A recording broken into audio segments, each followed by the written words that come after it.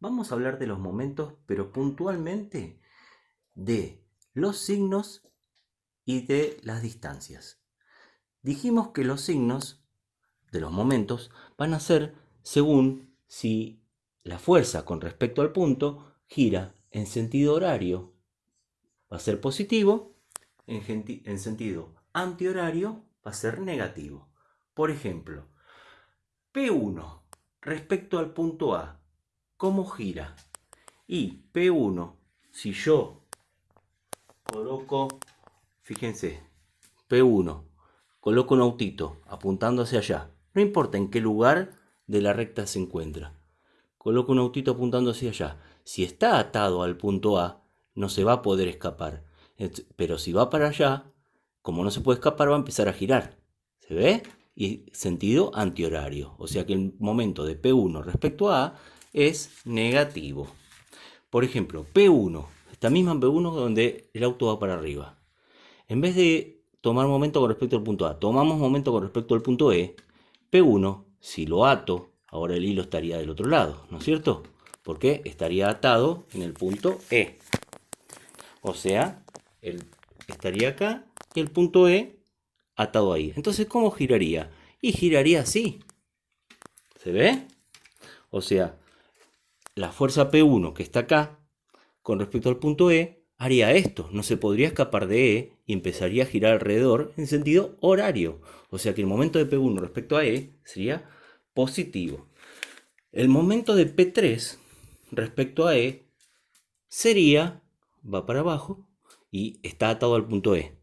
Va para abajo y giraría en sentido horario. Ahora, el momento de P3 respecto del punto C iría para abajo y como está atado al punto C, giraría en sentido antihorario, negativo. P4 respecto al punto C, el momento sería horario. ¿Ven? Ahora, P5, que tiene la misma dirección, pero sentido contrario a P4, viene así por esta ruta y cuando llega al punto C, si está atado, ¿qué hace? Giraría en sentido antihorario, negativo. O sea que P4 es momento, el momento va a ser horario positivo y P5 antihorario negativo. ¿Por qué? Y bueno, porque tienen distinto, son opuestas las fuerzas, son distintos sentidos de las fuerzas. Ahora, P2, con respecto al punto C, fíjense, si está atado va a empezar a ser así, horario. Ahora, P2, con respecto al punto 3, B que está arriba, B, si está atado a B va a empezar a ser así. ¿Ven? Entonces, antihorario. La misma fuerza, depende de donde esté el punto donde se toma un momento, va a cambiar el sentido el signo del momento. Y, y si tomamos el mismo punto, cambiando el sentido de la fuerza, también va a dar distinto. O sea, depende de dos cosas el signo. Del sentido de la fuerza y de dónde está el punto. Fíjense, P5 y P4 tienen distintos sentidos. Con respecto al punto C van a tener distintos signos. Ahora, si el punto, yo pongo un punto acá, punto F, también van a tener las dos distintos sentidos, pero al revés al que tenían con respecto a C. Por ejemplo, P4 con respecto a C va a girar en sentido horario, ¿ven? Como la terna. Ahora, P5 con respecto a C va a girar negativo, antihorario. Ahora, con respecto a F, P4, que era positivo, va a girar ahora negativo, P4. ¿Lo ven? P4 negativo con respecto a F, ¿no? Si lo ato a F, va a empezar a girar así, antihorario.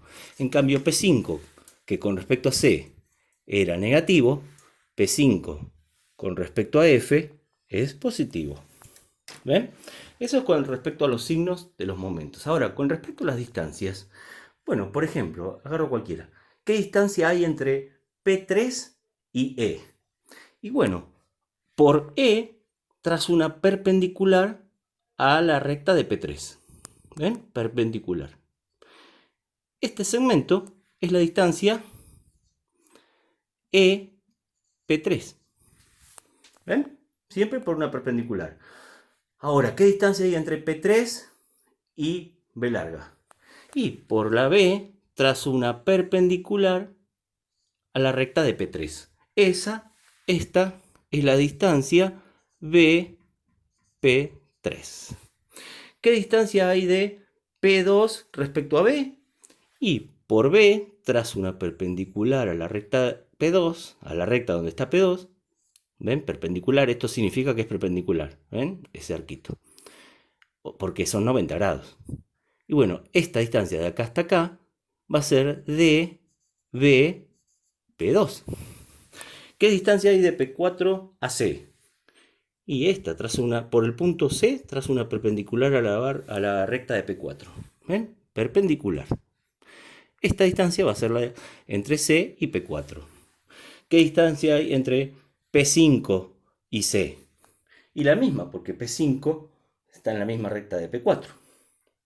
¿Qué distancia hay entre P5 y F? Y esta, la que pasó por una perpendicular a la recta de P5 y esa perpendicular pasa por F.